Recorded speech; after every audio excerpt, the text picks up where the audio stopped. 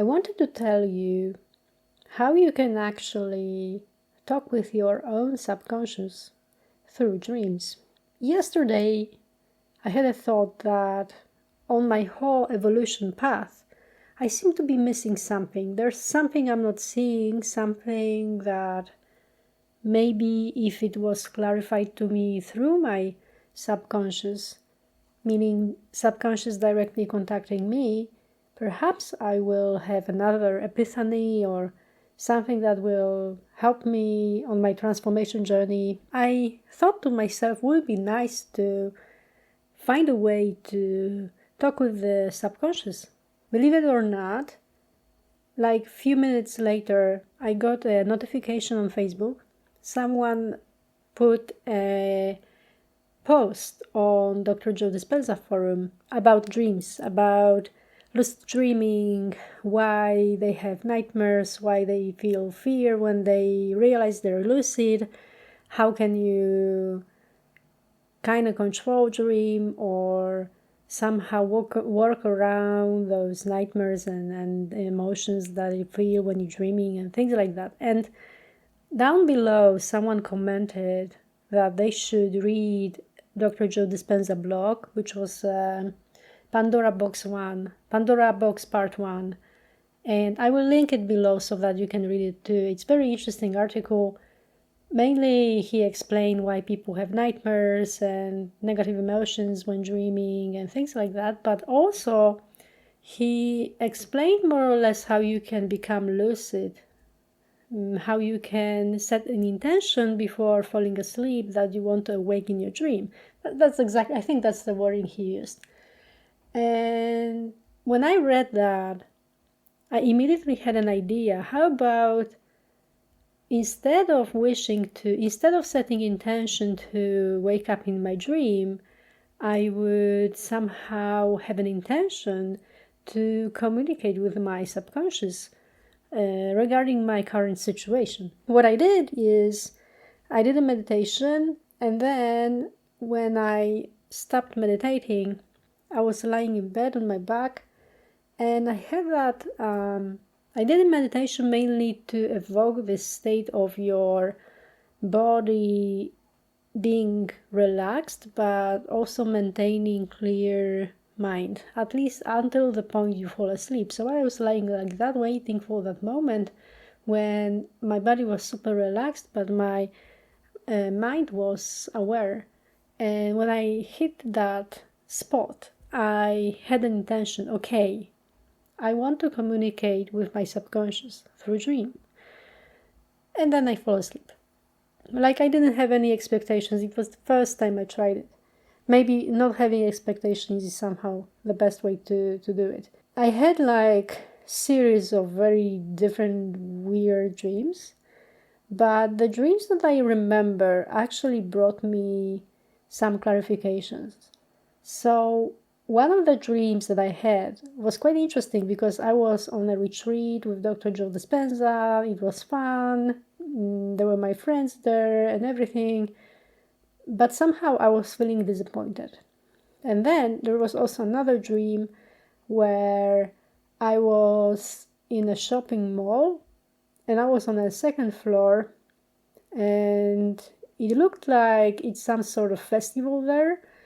But somehow there was a fire on the top floor, so we were ordered to go down to the lowest floor. And I remember that despite the fire on top floor, we felt kind of safe down below, and there was no panic, nothing like that. And then I thought, once I woke up, I immediately wanted to write down these dreams, but somehow I couldn't find my pen. So I started to record voice message to my friend, and I was also talking to her about it. And while I was talking about it, I kind of got an epiphany that the first dream basically means not to give your own power to outside circumstances, no matter how great they are. In order to evolve, you kind of need to believe that you can do it on your own. Sure, you can have help. It's great to have help. It's great to use certain tools, but you yourself need to accept that you have the power to change.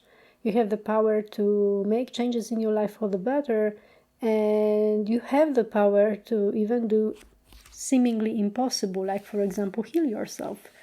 So the retreats are great, and there are many people who instantaneously heal there, but not everyone. And I think the percentage of people that do not heal instantaneously, perhaps it happens because they are so powerful that they can do it on their own. Then therefore they kind of are presented, perhaps, I'm not sure, I mean, this is just my opinion, but maybe that's why they are presented with a little bit tougher path, so that they can realize how much they can do, you know. So who knows? Anyway, and the second dream, now the second dream was more like, to me, that was funny because I was talking to my friend and I got an epiphany as well while talking to her. To me, the second dream meant basically that the fire on the top floor symbolized my issue, that it looks like I have an issue on the surface level, right? But deep down, I am safe. So to me, it kind of felt like, okay, so even though on the first glance something doesn't look good, the answers are basically deep within me, and I can resolve it through going inwards. I know that this may be a little bit far-fetched, but basically, when it comes to dreams, I think the best thing you can do at interpreting them is not to allow anyone else do it for you. I think dreams are meant to be for you, and you should be the only person who interprets them, because everything that you see in dream world in a way is connected to your subconscious. So this is you, and you have your own answers, you know, to your own problems intrinsically. And when you are faced with impossible situations, even if you ask people for advice, they will give you advice from their own standpoint, but they're not you. And that's why it was also brilliant that when I was kind of like recording myself to my friends, I started to interpret the dreams on the go. So these were two associations I got immediately. It was also a realization that I should never give away my power. And, you know, I don't want to ramble on too much about it. I will only say this, that many people, me including, have this propensity to value circumstances over our own powers, and we somehow believe that the outside world is controlling us because this is how we were conditioned. So this is like a long topic, but I think that's the reason why it's so easy to forget that you already have everything you need within you. So that's all what I wanted to talk about. Thank you very much for watching, and if you like my content, please subscribe, like, or comment. Thank you so much, and until next time. Bye-bye.